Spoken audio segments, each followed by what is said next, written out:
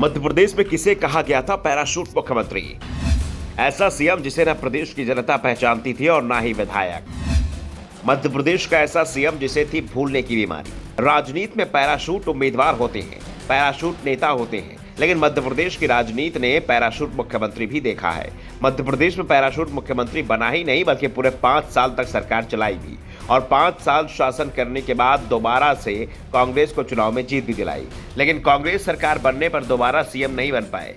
बात मध्य प्रदेश राज्य गठन के समय की है। 1956 में मध्य प्रदेश का गठन हुआ था। रविशंकर शुक्ल पहले मुख्यमंत्री बने।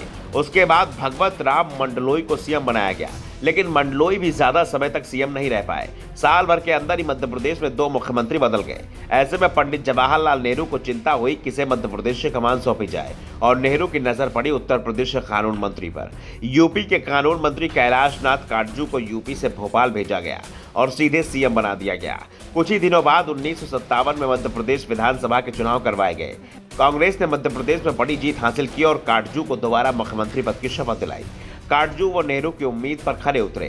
काटजू मध्य प्रदेश के पहले ऐसे सीएम बने जिन्होंने अपना 5 साल का कार्यकाल पूरा किया। 1962 में कांग्रेस एक बार फिर काटजू के नेतृत्व में चुनाव लड़ने उतरी। एक बार फिर कांग्रेस को बड़ी जीत मिली, लेकिन सीएम रहते हुए कैलाश नाथ काटजू अपनी सीट नहीं बचा पाए। वो खुद चुनाव हार गए, जिस कारण से उनकी जगह मंडलोई को एक बार फिर से सीएम बना दिया गया। अब बात यह कि जब मध्य प्रदेश में एक से बढ़कर एक दिग्गजी नेता कांग्रेस के थे, तो कैलाश नाथ काटजू को भोपाल क्यों भेजा गया? इसके पीछे जो कहानी है वो काटजू का कद था। नेहरू उन्हें मध्य प्रदेश में व्यस्त रखना चाहते थे।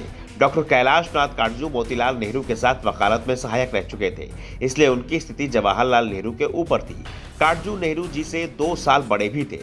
जवाहरलाल नेहरू को लगा कि यही सही समय है जब काटजू को दिल्ली की राजनीति से हटाकर मध्य प्रदेश का मुख्यमंत्री बनाकर भेजा जा सकता है, और 1957 में कैलाश नाथ काटजू को मुख्यमंत्री बना दिया गया।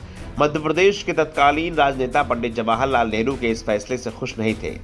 माना गया कि कैलाश नाथ काटजू पैराशूट मुख्यमंत्री हैं। 31 जनवरी सन 1957 को जब डॉक्टर कैलाश नाथ काटजू भोपाल के बैरागढ़ हवाई अड्डे पर उतरे तो उन्हें भोपाल में जानने वाला कोई नहीं था।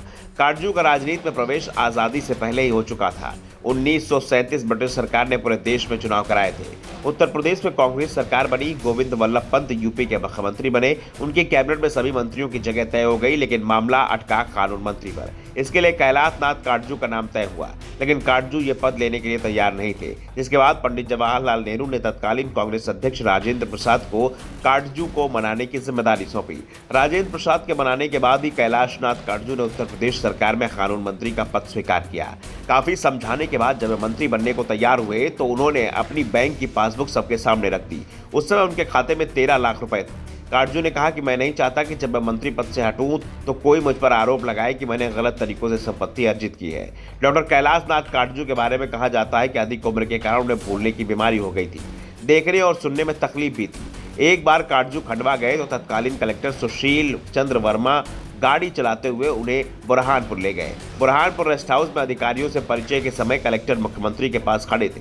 जब सबसे परिचय हो गया तो कैलाश नाथ काटजू ने सुशील चंद्र वर्मा सवाल किया, महाशय आपने अपना परिचय नहीं दिया। काटजू के सवाल पर वर्मा बगले झांकने लगे और धीरे से कहा कि सर मैं कलेक्टर हूँ और आपकी गाड़ी चलाते हुए मैं ही आया हूँ, सुबह से आपके साथ हूँ। Bureau report, the Navdarpan news.